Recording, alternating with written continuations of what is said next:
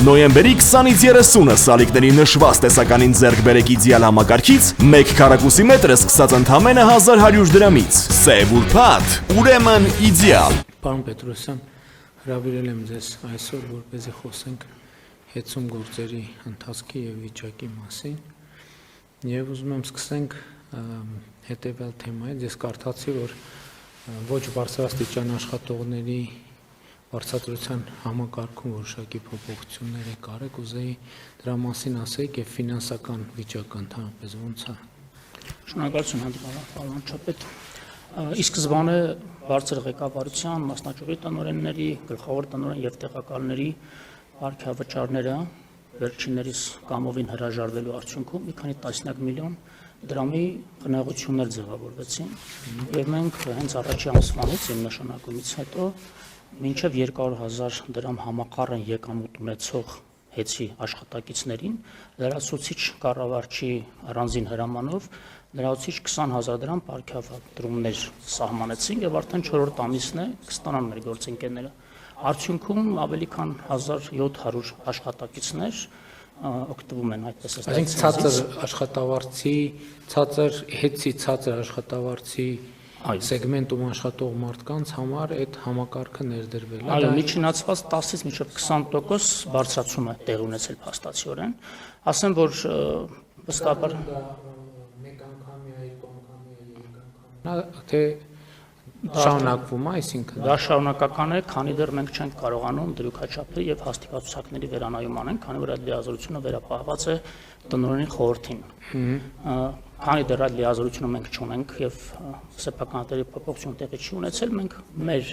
այդ քայլով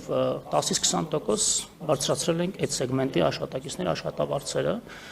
Նաեւ համատության համար ասեմ, վստահաբար գիտեք, մեր երկրում վերջին ամիսների ցուցանիշներով միջին աշխատավարձը 320,000 դրամ է ամսական, հետի շուրջ 6800 աշխատակիցներից ուղիղ կեսը, 3400 մոտ աշխատակիցներ վարձատրվում են 300,000 դրամից ցածր չափով, իսկ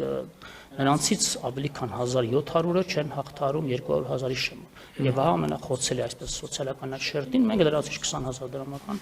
ամսական միանվագ պարգևատրումներ ենք։ Ես կարծում եմ, որ դա կապված է նաև աշխատանքի որակի հետ, չէ՞, որովհետև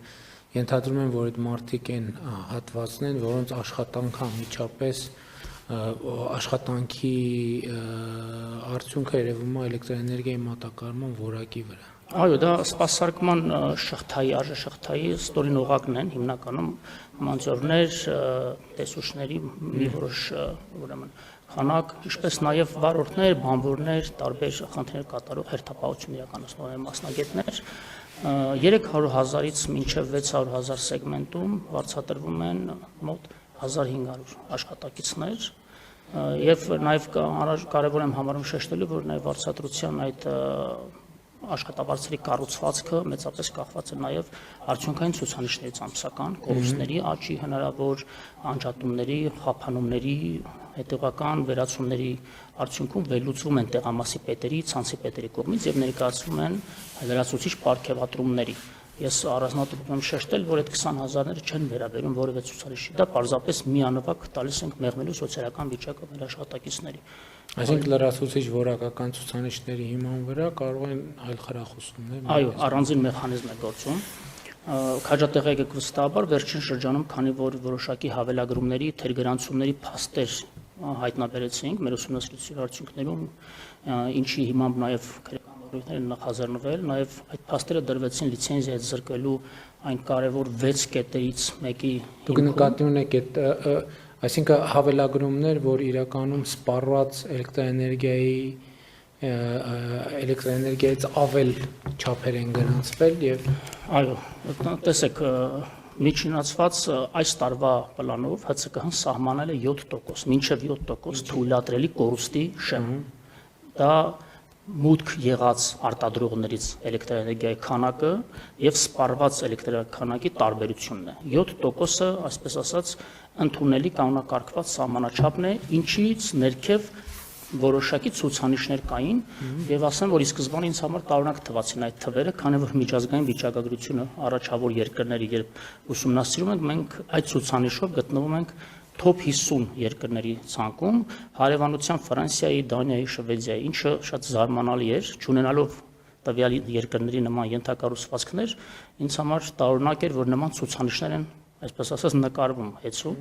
եւ ուսումնասիրությունները ցույց տվեցին, որ շատ դեպքերում կամ արևային կայաններից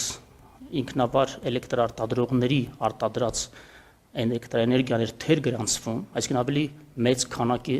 էլեկտրաէներգիա էր մղվում ցանց արտադրողների կողմից, քան հաշվարկում եւ վճարվում էին վերջիններս եւ սպառողների կողմից, ընդ որում պետական եւ համայնքային ընկերությունները շատ մեծ թիվ են կազմում, ում վրա հավելագրումներ էին տեղի ունենում։ Այդ փաստերով նաեւ վերջին օրերին կալանավորում տեղ ունեցավ։ X կազմակերպությունը կամ անհատը ծախսում Y թվով էներգիա, բայց իրականում վերջում վճարում վերցնում ենք Y+ ինչ-որ մի բան։ Եվ դրա հաշվին կորուստները նաև նվազեցնում են, բայց դա ստացվում է, որ քաղաքացիներից էլ լրացուցիչ գումար են գանձում։ Այսինքն մի կողմից կորուստներն են նվազեցրել, մյուս կողմից քաղաքացիներից ավել գումարներ են գանձել։